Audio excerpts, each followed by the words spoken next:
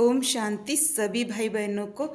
आज के मीठे बाबा के महावाक्यों का मुरली मंथन है। बाबा ने कहा है, आप बच्चे आए हो यहाँ अपनी आत्मा में ज्ञान का घृत डालने, जो अनेकों जन्म लेने के कारण तुम्हारी बैटरी डिस्चार्ज हो चुकी है। अब तुम्हें पुनः बाप की याद से यह ज्ञान का घृत डाल आत्मा को पुनः सतो प्रदान बनाना है। बाबा कहते यह गॉड गॉडेज यानी देवी देवताओं का राज्य था। यहाँ सभी देवी देवता सतयुग में राज्य करते थे।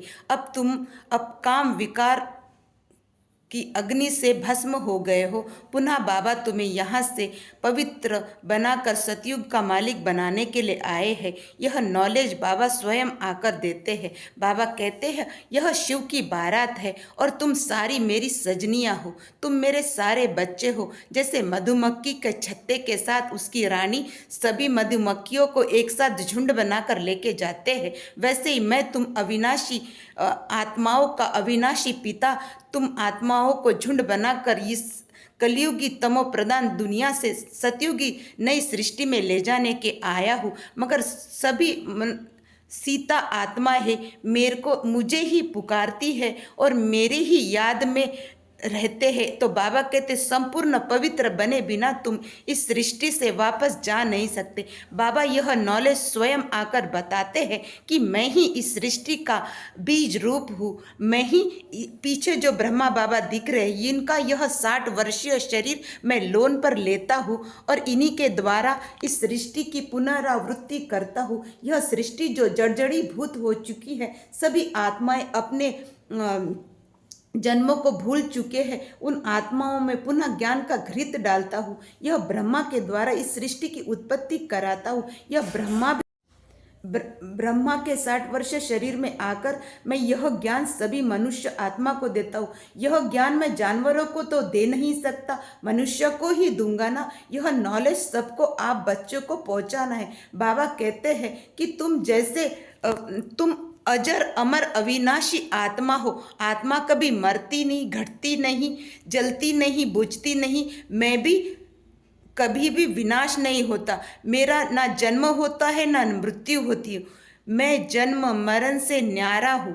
मैं इस सृष्टि का बीज रूप हूँ। बाबा कहते इस सृष्टि पर जितनी भी आत्माएं आई है उनको सभी को वापस ले जाना है। इसलिए तुम मेरी याद में ही रहो और मेरी याद से ही मन वचन कर्म से पावन बन सतयुग की सृष्टि के मालिक बनो। यह कल्प आधा कल्प रावण राज्य और आधा कल्प देवता राज्य बनता है, क्योंकि द्वापर युग से हम आत्माएं नीचे उतरते उतरते अपने जन्मों को भूल चुके हैं। बाबा कहते देवी देवता कभी हिंसा नहीं करते, मगर हिंसक माया जो उनको परमात्मा से बुद्धि योग लगाकर दुनिया में लगाती, वह हिंसा तुम अपने आप से करते हो। बाबा माया तुम्हें खींचती है और बाबा भी तुम्हें खींचता है। तो तुम्हें 100% बाबा का पक्का और सच्चा बच्चा बनना है, सच्चा ब्राह्मण बनना है। इसलिए तो कहा जाता है एक 99% और एक 10%। 10% वाला फेल है और 99% वाला पक्का बाबा का ब्राह्मण बच्चा है। तो बाबा कहते पक्के और सच्चे ब्राह्मण बनो, नकली वाले नहीं। माया से युद्ध करो, औरों से नहीं। सबके अवगुण नहीं, स्वयं के अवगुण देखो। बाबा कहते हैं तुम्हारी आत्मा काम चिता पर बैठने से काली हो चुकी है। अब बाबा कहते हैं, बाबा ने कहा है कि यह जो नॉलेज है यह तुम्हें कोई सन्यासी दे नहीं सकता, कोई शास्त्र दे नहीं सकता, क्योंकि यह कोई मनुष्य मत नहीं, यह ईश्वरीय मत है। और बाबा कहते हैं कि तुम्हें जो यह ज्ञान मिलता है, यह ज्ञान सतो प्रदान बनाकर बाप समान सतयुग में जाने का ज्ञान है। बाबा कहते हैं तुम सन्यासी होकर घर गृहस्थ छोड़ देते हो, मगर बाबा कहते तुम ब्रह्म कुमार ब्रह्म कुमारियाँ घर गृहस्थ में रहते हुए यह नॉलेज लेकर अपनी आत्मा को सतो प्रदान बनाते हैं। और जो गृहस्थी है वह भी उनको अर्ध कुमारियाँ कहा जाता है, क्योंकि वह भी शादी आदि होने के बाद अपनी आत्मा को सतो प्रदान बनाने का प्रयास करते हैं। पवित्र रह के बाबा का ज्ञान का मंथन अपने मन में करते हैं।